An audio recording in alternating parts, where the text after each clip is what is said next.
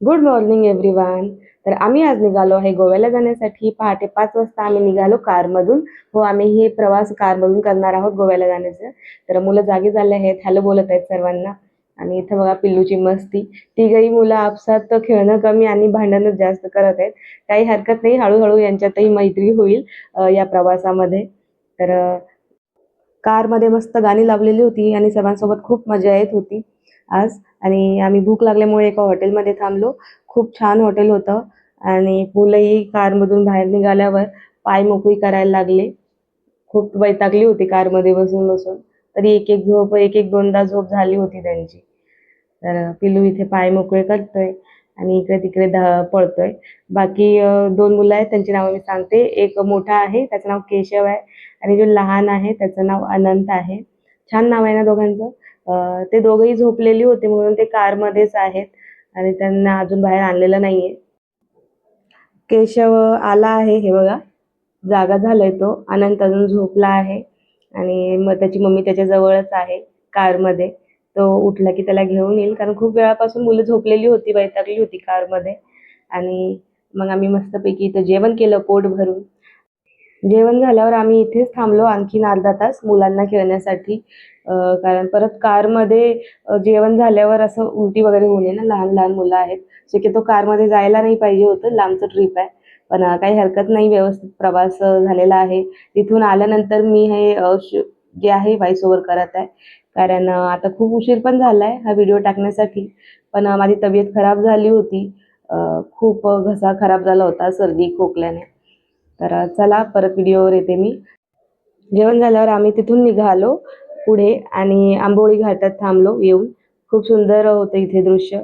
आंबोळी घाटामध्ये आम्ही फोटोज काढले, काही व्हिडिओज काढले. मागे ओपी थांबलेत पोज देण्यासाठी. त्यांना मी म्हणाले की मी व्हिडिओ काढत आहे. त्यांचं नाव ओमप्रकाश आहे आणि त्यांच्या वाईफचं नाव आहे बबली. तर पहाटे घरून आम्ही लवकर निघाल्यामुळे संध्याकाळी 6 वाजता पोचलो आम्ही गोव्याला. तरी आम्ही भरपूर स्टॉप घेतला लहान मुलं असल्यामुळे.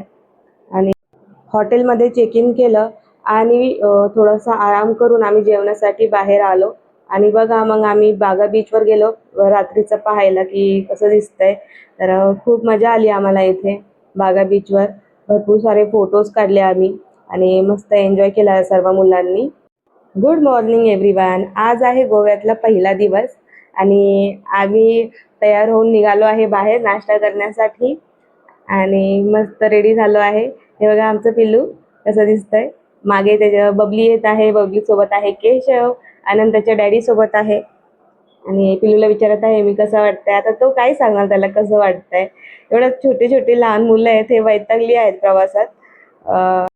तसं खूप ऊन आहे गोव्यामध्ये. मार्चचा महिना आहे हा. याआधी मी नेहमी आले आहे गोव्याला, पण मी नेहमी नोव्हेंबर किंवा डिसेंबर या मंथमध्ये आले आहे आम्ही. आणि उन्हाळ्यात तर आम्ही कधी आलो नाही आहे. हा पहिलाच एक्सपिरियन्स होता आमचा मार्चमध्ये उन्हाळ्यात गोव्याला येण्याचा आणि खूप भयंकर ऊन होतं. आम्ही इथे उडप्पी फॅमिली रेस्टॉरंटमध्ये आलो आहे. इथे नाश्ता करतो. मुलांना मस्त पोटभर खाऊ घालतो इथे. आनंद बघा हॅलो करत आहे. भयंकर ऊन होतं यावेळेस इथे. तर तुम्ही उन्हाळ्यात जर येत असाल, जात असाल गोव्याला तर भरपूर काळजी घ्या. ORS वगैरे सोबत ठेवा पॅकेट्स आणि भरपूर पाणी पीत राहा. खूप ऊन आहे गोव्यामध्ये यावेळेस. तरी मी तिथे विचारलंही तर लोकलचे लोक म्हणाले की यावर्षी खूप जास्त ऊन आहे तिकडे मागील वर्षापेक्षा. तर आमच्या पिल्लूला ही जागा आवडली, पण आम्ही त्याला बाहेर मागे नेतोय. बघा कसा लुटूपुटू चालतोय. इथे मस्त नाश्ता होता. डोसा, इडली आणि पिल्लूची धावपळ असते की बाबा कुठे काय आहे. सर्वत्र त्याला बघायचं असतं की नेमकं काय आहे इथे आजूबाजूला. त्याला एका ठिकाणी बसवतच नाही. मुलांचं मस्त असतं, काही टेन्शन नाही आहे त्यांना कसलं. हॉटेलमध्ये खाण्यासाठी आम्ही इथे ऑर्डर दिलं. मस्त इडली, डोसा आणि दाल रोटी जी थाली आहे. ज्यांना ज्यांना जे आवडतं ते आम्ही इथे ऑर्डर केलं आणि तोपर्यंत म्हणलं आम्ही फोटोज आणि व्हिडिओज काढून घ्यावं. तर सर्वांना सांगितलं बरं मला हाय करा आता, मी व्हिडिओ बनवत आहे. तर पिल्लू तर आमचं दिसत नाही व्हिडिओमध्ये, कारण त्याचे पप्पा पण विचारत आहे पिल्लूला तर घेतलंच नाही तू. मग पिल्लूला सगळं बघायचं असतं की कुठं काय चालू आहे. पिल्लूला पकडून आणलं आणि मस्त नाश्ता केला तिकडे पोटभर. आणि आम्ही बीचवर आलो, बागा बीचला. खूप छान वाटतं समुद्र किनाऱ्यावर बसायला, समुद्राच्या लाटा ऐकायला, त्यांचा आवाज. खूप मनाला शांतता भेटते. पिल्लूच्या डॅडीनं जायचं होतं आणखीन पाण्यात आतमध्ये, म्हणून त्यांनी मला फोन दिला आणि ते जाऊ लागले आतमध्ये. पण पिल्लू हे पाहून खूप घाबरत होता. इतकं मोठं समुद्र त्याने पहिल्यांदा पाहिलं आणि त्याला भीती वाटत होती. त्याला घेऊन मी किनाऱ्यावरच बसले. म्हणलं त्याला पाण्याशी थोडंसं कम्फर्टेबल करावं पाण्यात बसून. पण तरी तो घाबरत होता आणि त्याला बसायचं नव्हतं. तो बाहेर मागे पळण्यासाठी बघत होता. हे बघा, मी त्याला गच्च पकडून बसले आहे इथे पाण्यात. त्याला आवडतच नव्हतं अजिबात. पहिलाच दिवस होता आणि पहिल्यांदाच तो इतक्या मोठ्या पाण्यामध्ये बसला होता असं. तर मी म्हणलं थोडंसं त्याला कम्फर्टेबल करण्यासाठी पाण्यात घेऊन बसावं थोडी वेळ. मग तो आला बाहेर, एकदम रेतीमध्ये खेळायला लागला. किती सुंदर वाटत आहे ना समुद्र. खूप छान वाटतं लाटांचा आवाज ऐकायला. गोवा मला भरपूर आवडतं. गोव्यात एक शांतता भेटते येऊन. आमच्या पिल्लूला पाण्यात कमी आणि ते बाहेर रेत खेळायला जास्त आवडत होतं. त्याच्या डॅडीच्या अंगावर बघा कसं रेत टाकलंय त्याने. यात त्याला छान मजा येत होती. पूर्ण रेत रेत करून टाकले त्याने आमचे पाय. आणि इथे खूप टाइम स्पेंड केला आम्ही. छान वाटत होतं. आणि गोव्याला यावेळेस खूप ऊन आहे. जर तुम्ही उन्हाळ्यात जात असाल गोव्याला तर प्लीज भरपूर पाणी प्या आणि ORSचे पॅकेट्स पण सोबत ठेवा आणि थोडी छोटी मोठी औषधं पण ठेवा उलटी वगैरेसाठी किंवा कोणत्याही गोष्टीसाठी. तर बेटर राहील. लहान मुलं असतात तर त्यांची पण छोटी मोठी औषधं सोबत ठेवायला पाहिजे. तर ही खूप महत्त्वाची गोष्ट आहे. बीचवर मस्त एन्जॉय करून आम्ही परत हॉटेलवर आलो आणि वडापाव एन्जॉय केला मस्त गोव्याचा. आणि पिल्लू इथे मस्ती करत होता. त्याला रूम बाहेर खेळायला जास्त आवडत होतं रूममध्ये बसण्यापेक्षा. मग आम्ही दुपारी मस्त झोप काढली, एक आराम केला. कारण सोबत लहान मुलं आहेत, त्यांना जास्त थकवणं बरं नाही. मग संध्याकाळ होताच 6 वाजता आम्ही बाहेर निघालो परत बाहेर मार्केट फिरण्यासाठी. आणि आम्ही आता जात आहोत कंडोलियम बीचला.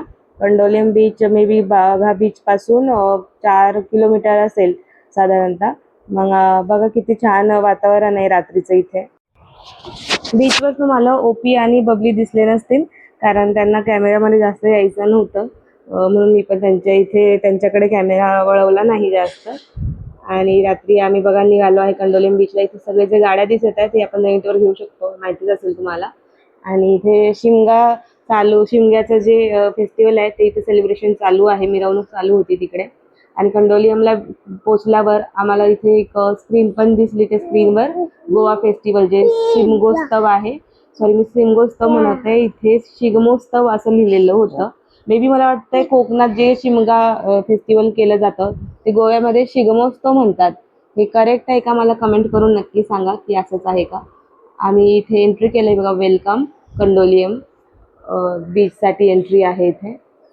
आणि एंट्री करताच इथे गोवा कल्चरच्या बाबतीतले काही पिक्चर आहेत ते इथे साईडला तुम्हाला दिसतील पुढे जाऊन. बघा रात्रीचं किती छान वाटत आहे ना. दिवसभरापेक्षा रात्रीचं जास्त छान वाटतं गोव्यामध्ये. इथे एंट्री करताच आतमध्ये बघा छोटंसं मार्केट आहे.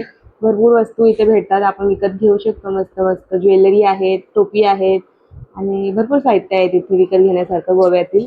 आणि पिल्लू बघा त्याचा डॅडीचा लाडका, डॅडी सोबतच चिटकून आहे आणि डॅडी सोबतच फिरायचं आहे त्याला. माझ्याकडे जास्त आता आला नाही येतो. आणि आम्ही आतमध्ये गेलो आणखीन. हे बघा पिक्चर साईडला गोव्याची जी कल्चर आहे त्या बाबतीतले हे पोस्टरवर आहे इथं सर्व. छान वाटतं पाहायला. आणि रात्रीचं रौनक बघा किती छान आहे गोव्यातील ना. पिल्लूचे डॅडी पिल्लूला सोबत घेऊन जात आहेत इकडे जे रेस्टॉरंट असतात ना बीच साईडला. पिल्लू आणि पिल्लूच्या डॅडीला आम्ही पण सर्वांनी जाऊन जॉईन केलं. आणि ऑलरेडी तिथं काही मुलं नाचत होती. त्यांना पाहून मुलं कम्फर्टेबल झाली आणि डान्स करू लागली. आम्हीही खूप एन्जॉय केला. आम्ही सर्वांनी मनसोक्त डान्स केला इथे. मस्त डिनर केलं आणि निघालो पुन्हा हॉटेलवर जाण्यासाठी. चला तर मग नेक्स्ट ब्लॉगमध्ये तुम्हाला भेटते.